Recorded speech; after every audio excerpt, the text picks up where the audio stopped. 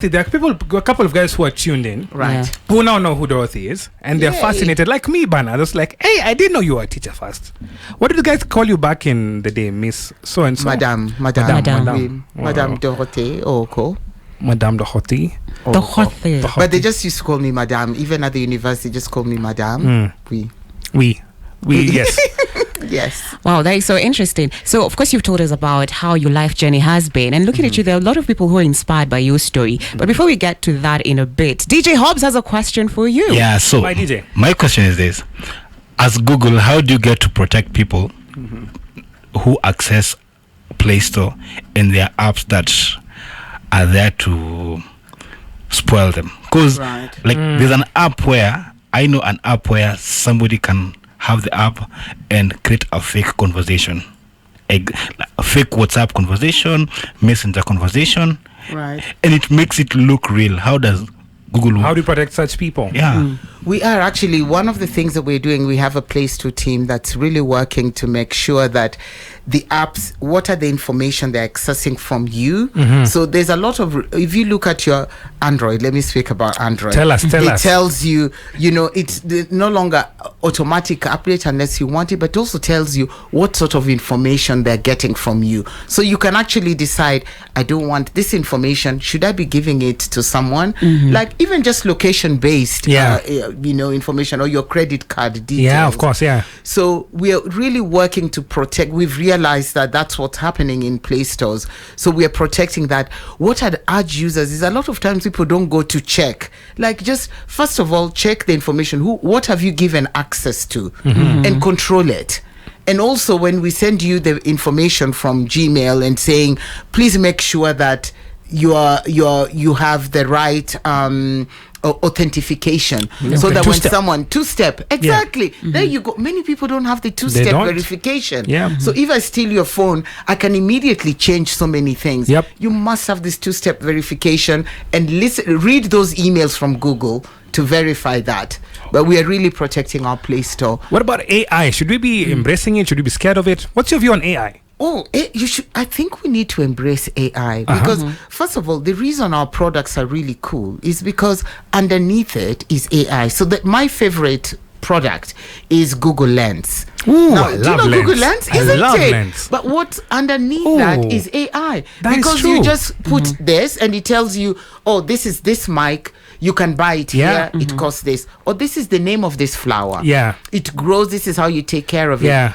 Google Lens is powered by AI, but people don't know that. I didn't know that. I use Google Lens I take pictures of cars that I want to buy one day. And I'm like, okay, so then it gives me which model this is. God grant you that. Amen. That's big one. You take pictures of cars. You take pictures of cars. I take pictures of plants, because sometimes I want to know what's this type of flower. I do that. How do you take care of it? Yes, exactly. Google Lens is powered by AI. Oh, I'd never thought about that. Right. And also even Gmail, the automatic response, for instance, it sort of recognizes that when you send messages, this is how you speak. This is how you speak. Yeah, this is what they're likely to use. Exactly. Yeah. That's powered by the predictive AI. text. So predictive text is part of AI. So our products have always used AI because AI has been a strong part of what we do.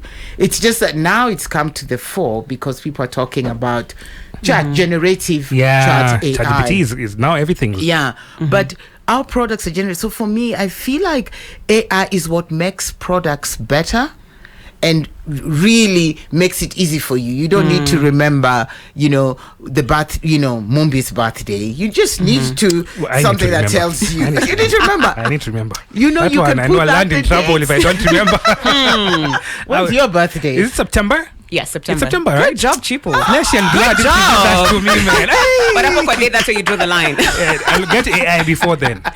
Bring this home, Manzi. Yes. So I know you're in the committee for Top 40 Under 40 Women, selecting the women who've done amazing things. So what set them apart with the list that you came up with? What set them apart? And also just speak to the younger. What would you say if you want your younger self, actually? What would you tell yourself? What would you want the young Dorothy to know? Right. So the first question on the Top 40 Under 40 by Business Daily, it was really what we're looking at. how well are you doing in your job, in terms of, are you going beyond the ordinary, not just doing your job, which we all do, Yeah. but going beyond that in what you're doing in your field. Are you excelling? Yeah. And then what impact are you having on your community? So it's not just about, I'm doing well at Pearl Radio, but what are you doing in your community? Are you helping other young girls? Yeah. Are you bringing other young women to the door? Are you looking at what's the problem in your community that you're helping solve? And I really like that idea of, it's not just about you, but what you're doing in your community. It's so important that we give back to the community. And so that's what we were looking. People who had done well, but were also doing something about a challenge they saw in their community. Yep. And we're already making waves. And if we talk to someone in the community, they'd go, yeah, this is what this person is doing. Yeah. So testimonials, not just wish, I wish I'd done this, but they were Yeah. actually doing that. Also because we're 360 degrees humans, right? We're not just humans in the office. We're Right. also humans at home, in our Yeah. communities and stuff like that. So that's Exactly. powerful. Yeah. Dorothy, there's a guy who's listening in who's maybe 19, 20 years old. Yeah. Right. And says, I want to be like Dorothy one day. I want to Yeah. do great things in my life. What do you tell that Right. girl? First of all, you must dream. You must want it. So it's not that I just woke up and was, no, there's a plan. You want this thing in your hand. And I was just telling Mumbi as we were talking outside, is, we're saying what you think, what you pay attention to in your mind is important. It begins with your mind. What are you seeing in 10 years' time? Do you see that, or are you seeing a life of me? I'm just going to be here. Me ntakatu hapa. No, you have to dream. You have to dream big. That dream has to be here, and then you can excel it. So that's the first thing. And then also, not being afraid to ask questions, not being afraid to take a leap of faith in doing things. I didn't know what I was going to do, in comms, but I was willing to learn. I was willing to ask questions. I was willing to read. Today's people don't read these days. They don't. AI can do everything for That's you. the thing. You've got to spend some time reading and growing your art and growing your skills, and not being content, and then get rid of this entitlement. The more I talk to young people today, there's a lot of entitlement in Kenya. People just feel like, yeah, mini cheapo. So no. You really, there needs to be, there's no one who owes you anything in this life, but you work hard and you're nice to people. Be kind. I feel like sometimes we forget about being kind to people we meet. It's important. We saw that, remember that influencer creator at Mombasa Airport? Yes. I mean, how you talk to people, This even is when you're Kenya. not. This is, just, I think you can be nice and still ask for your right. 100%. Yeah, and not have attitude. It's important to be human. All right, maybe one last question. You mentioned about you're an avid reader. Yes. What is your favorite book? In fact, let me ask, what is the book that changed your life? The book that changed my life, Rich Dad Poor Dad. Ooh. I recommended that to all my students. Yeah. Rich Dad Poor Dad, because it's about money, how you use money. You're not just living for now, but living money for tomorrow, and how you start saving. So Rich Dad Poor Dad was good. The one that I've just read and that I also recommended was Tuesdays with Maureen. Yes. Oh. That is such a lovely book because it's about death. It's about also interaction. It's about how you treat people, how you treat old people, how you embrace sickness, but how you treat others. I'm really big on how do you treat other people. It's important. It's karma. I think also from my teacher's point of view, because Maureen's professor was very kind to him. Yes. Maureen, rather, the professor was very kind. Yes. So the student has to go back, you know. And here's the thing. I mean, kindness goes both ways. And isn't it? No one forgets someone who was very kind to them. I hope there's one more question and then we bring this home. Yeah, so I'm sure if somebody wants to Google you, if they Google your name, you'll come the first person, right? Right. So for a young business person outside there, what will you tell them to do for me to Google them and it comes like cheapo investment? Business. Exactly. Great question. Grow with Google. Grow my business. We have a site on Google Maps. In fact, immediately it asks you, do you own the business?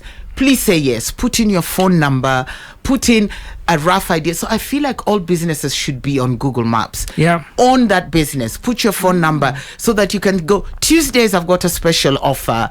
This is what I'm doing. So Grow My Business, Grow with Google allows you to be able to put your Google My Business profile. Yeah. That people, so it doesn't matter whether you're a small business, mama mboga, put it there, put your pictures, they'll resurface. How do you address the SEO aspects for small businesses? Yeah, so for optimization for the search engine. Exactly. So you will be able to see, in fact, put the keywords, fresh, mboga, vegetables, those things that people are going to be able to be typing. You put that that's your business, Yeah. Cheap mboga. Yeah, and then you will be able to get, that's how you do the optimization, the words that people use, be able to put that so people can find you. Nairobi, or is it Kabete, where you are based, put it in. So Google My Business, put your Google My Business profile on Google Maps.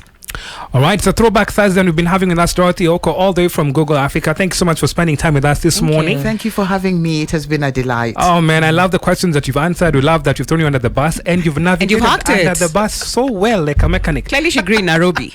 I know you are enjoying Nairobi for sure. Dorothy, God bless you, and thank you so much for tuning in. DJ Hobbs, I want to hand this over to you. Where are you taking us today, sir? Some old school, definitely. Old school. I'll start from Mombasa as we come to Nairobi. Tarab? Hey. Yeah. Okay, let's see where this goes, bro. Get your groove on. 96.9 FM. Pearl Radio.